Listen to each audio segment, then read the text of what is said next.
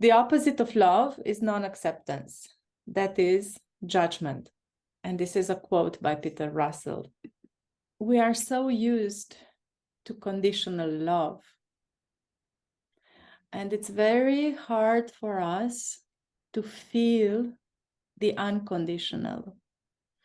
And I'm thinking here about judgment. There is so much judgment around us. And as children, we take this upon us, and it becomes the inner voice, the inner critic that is just constantly going on if we allow it. So we have this critic on the outside, and then we create this critic on the inside. And that's just the opposite of love, because it brings up so much non-acceptance, right? It doesn't allow us to accept ourselves as we truly are, and it doesn't allow us to accept the others as they truly are. And we keep judging and we keep putting them down. And why do we do that? Because we don't feel we are enough. And then we need to prove to ourselves that we are better than. This need for superiority actually comes from inferiority. And now I remember play upon words that Dr. Shefali did when she said inferiority, which has the fear in the word, that it actually comes from the fear of not being good enough, right?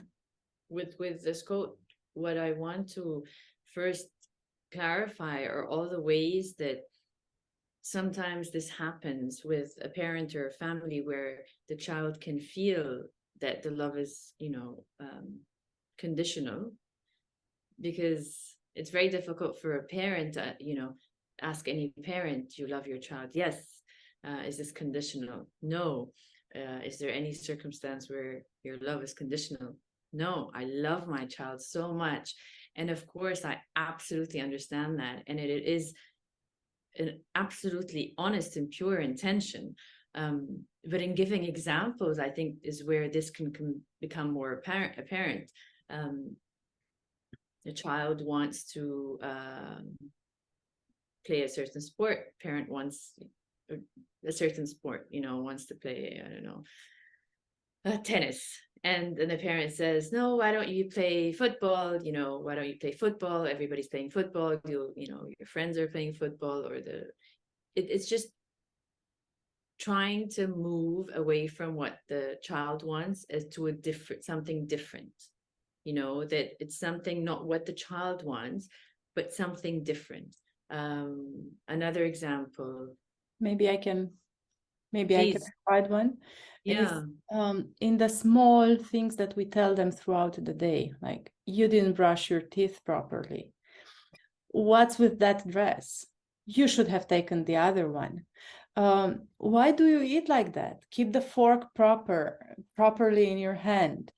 Or, it's in all these small things that we tell to our children.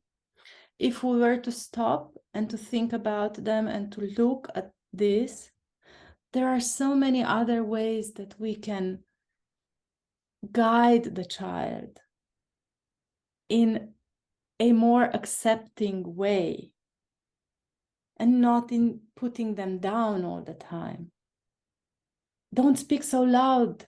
Don't do that. Don't run like that. And we are somehow stopping the essence of the child. And we constantly... Let's do that. Sorry, I'm interrupting you. Let's do that. Throw one and I'll throw back at you how that could land on the child. So the first one was don't run, right? Was it? Let's say don't run. Okay. I wish he was more with a calm demeanor. Mm-hmm. What else? Why did you didn't brush your teeth properly? I wish he was more diligent, like, that could have been like his brother or like his sister, or comparison. Keep the fork properly. in your hand? I hope I can remember, I wish he could remember the table manners. Read more. Why do you keep watching TV? Go and read something. I wish he was more academic, or more into reading, or more active. Go play with your friends. Why don't you have more friends? I wish he was more social and outgoing. And we can go on and on. And if we know, maybe it would be a nice exercise to go to the child and to see what the child is hearing. So don't run. What does this mean for the child? My mom is telling me not to run, and I don't know what to do with this feeling inside me that I need to move. And what is wrong here? Yeah, there's something wrong with me. Brush your teeth properly, or you didn't brush your teeth well enough. I brushed my teeth how I always brush them, but my mom just said that I didn't brush them well enough. I don't know what that means. I don't do things well enough. Also. I don't do things well enough. I'm not good. I'm not good at brushing my teeth. I'm not good at. Go and play with your friends more. Why don't you have more friends? I've spent all day at school with a lot of people, and I just want to sit alone for a bit now. But my mom thinks I have to be outside with my friends. What's wrong? Why do I not want to go out now? I think that would be enough. I think no, go ahead. Yeah, I was about to turn it also to how the child feels when they say all these things to themselves. I don't belong. I don't feel seen. I'm not accepted. I don't feel accepted. Yeah, you go. I was going to say, in the first example that we gave, was all of them was, as a mother, when you would say one of them, I wish. So it's the wishing of something different. I wish he was different. I wish she was different. I wish the situation was different. And I think that head on is exactly the conditionality of the love, where if you love something unconditionally, you love it exactly the way it is, without wishing for it to be different. That would be for the first part. And then the second part, if it was also the unconditional love, the child would not feel the what is wrong with me. That it would be this feeling of, my parent sees, and I'll come to the, goodness in me, or sees me as this beautiful, shining light. And that's how you feel when you're loved by someone. And I'll just take that a step further to say that, because I can imagine a parent listening to this might feel triggered, well, what if the behavior is not socially acceptable, or what if the behavior does need to change? And I think it's important to note here that it's very important to distinguish between the child's being and their behavior.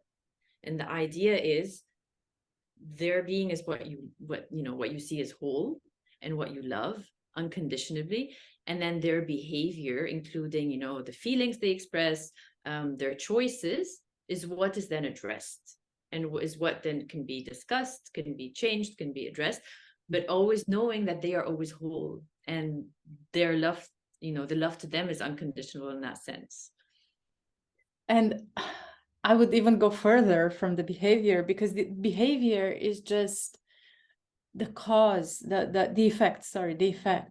But if we only address the behavior, it's the tip of the iceberg. We don't go to the cause, to the root. And the root is always a need of the child to be seen, to be loved, to be accepted, to belong, to matter, And when we fulfill the need, the behavior goes away. But if we only focus on the behavior, we just spiral it more and more, and we create even more and more of non-acceptance. And I don't know how long this is going to be, but it would be maybe interesting to also have another possibility. How would you say it differently? If you observe the child didn't brush their teeth, is there anything, or should you say anything? I'm laughing because that's exactly what I was going to tell you we should do. But the example I had in mind was the running, because that's one that you know, that I thought of often, where, you know, if it's okay, if he's running, I noticed you want to run. We don't run in the house. Would you like to go run outside? So you said, you know, you restated the rules of the house, or the ways that we engage in the house, and you respected and acknowledged the way the person feels, the child feels, and you gave them an alternative. And you saw them. You saw them. You told them that you see them. Yes. Yes. You didn't brush your teeth. There I would say it can be a twofold. It can be, on one hand, you can maybe say, oh, there's some, I don't know, would you still like to, I don't know, maybe next time you can help your child brush their teeth, or, oh, I noticed there is something on your teeth. Would you like to take a look? Or, right, to point it, but in such a way that they can also problem solve. I like that. I like that, because there wasn't the assumption that you didn't brush your teeth, or you don't know how to brush it. There was no assumption. And it was giving them the benefit of the doubt, like giving it to them to see what the need is. Because until this moment, it's not even clear what the need is. If we go to the example of go to play with, you know, why aren't you going to play with the kids outside? The way that scenario played out, the mother would never know what the need of the child is. But if she'd come to say, you know, I noticed your friends are playing in the garden outside.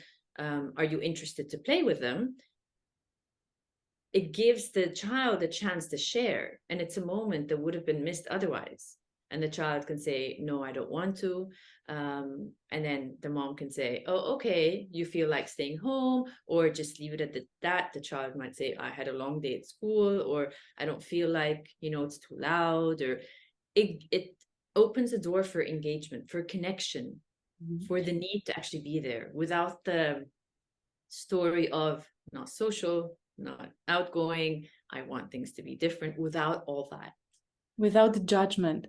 The mother here didn't come with the non-acceptance. The mother came with curiosity. And this is what we have to, I don't know, to put somewhere as parents and as human beings, to always bring our curiosity with ourselves, to be curious about what is going on and not to assume, to be curious.